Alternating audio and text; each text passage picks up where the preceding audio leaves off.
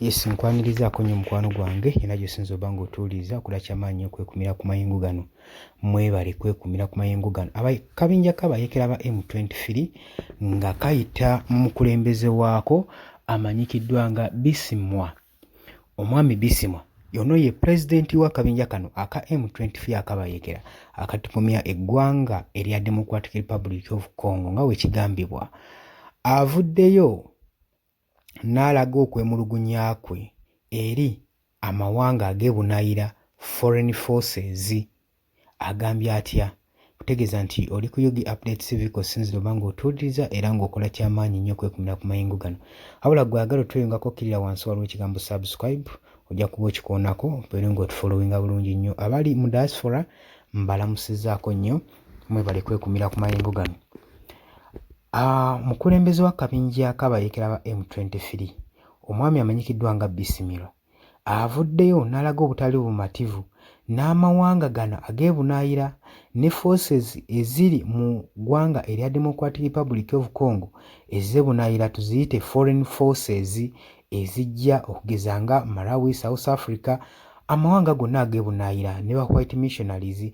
Agamba nti nno kino kigenda basindiikiriza okulaba nga bawamba ekibuga Bukavu olw'ensonga balina okiwamba okizza mu nteeko kubanga foreign forces zino eziyingira mu ggwanga zeegumbiridde omuze gw'okuba nga gucunya bannansi ne basooka ate bawaayiriza nti abayeekera be bagenda mu maaso n'okuba nga bakola ebikolwa bino.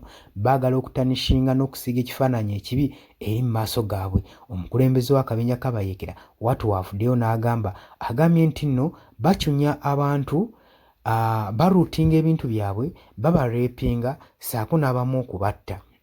Ebyo byonna emisango nga giteekebwa ku ffe aba M23 basobole otukyaya n'otuttattana erinnya lyaffe mu mawanga amalala. Naye agamba nti kino okuba nti twakirabye kigenda tukaka okuwamba ekibuga Bukavu kubanga abantu baayo beetaaga kununulwa, tebali mu mbeera nnungi okusinziira ku foreign forces bye bakola. Jjukira nti nno bino agenza obyogera nga waliwo amagye 780 foreign forces okuva eri mu ggwanga erya South Africa eri ewa muganda waffe Ramaphosa yavuddeyo n'adeployinga amagye mu ggwanga erya Democratic Republic of Congo agajja mu 780 kagende maaso n'okuba nga gayambako aba UN saako n'eggye erya Democratic Republic of Congo mu kibuga Goma okulwanyisa abayeekera bano aba M23. Jjukira Ramaphosa pulezidenti we South Africa yeewera nkolokooto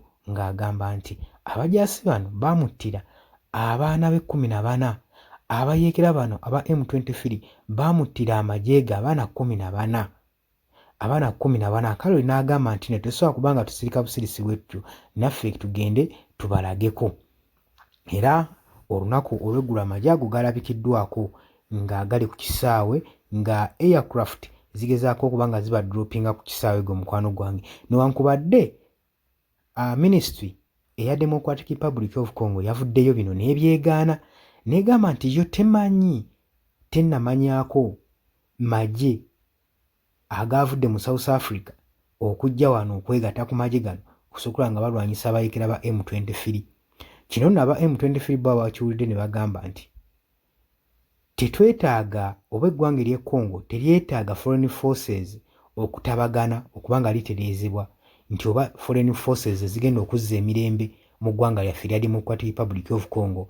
Bagamba luno olutalo luli ethnic, luli political, tulwanirira rights zaffe, tulwanirira nsi yaffe.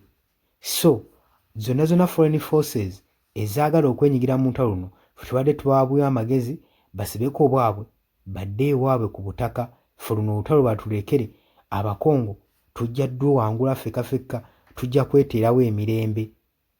Bw'atyo omuyeekera ono we yagambye nti nno bajja kutabagana na bokka wabula tebeetaaga foreign forces kubanga babatabaganya, wabula kye bagenda okukola foreign forces zo zigenda kwongera kusajjula mbeera era zaatandise okuteekawo instability mu ggwanga erya Democratic Republic of Congo.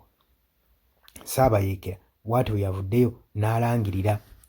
Naye newankubadde yalangiridde ebyava mu subcommittee yatuulwa wiiki ewedde mu kibuga Dar es Salaam emwali South African Development Community wamu ne East African Community baavayo bano ba regional fighters abalwanira eddembe mu regions ez'ensi ez'enjawulo nga bagamba nti aba M23 basose bandikomye bandibadde bawithdrawinga ne basizinga fire ne bagenda mu communication peace communications n'eggwanga erya Democratic Republic of Congo newankubadde bba abayekera ba M23 bavuddeyo ne bagamba nti ffe tuli open bw'abanga Tshisekedi ayagala okuba nga twogereziganya okuzza emirembe mu ggwanga erya Democratic Republic of Congo kyokka ky'asobola okukola kuteesiganya naffe ffe enjizi twaziguddewo dda ajja ateesiganye naffe newankubadde President Felix Tshisekedi agamba nti ye wadde n'omulundi n'ogumu n'ogw'eddagala talina waayinza kuba nga aloota ng'atudde ku mmeeza y'emu n'abayeekera bano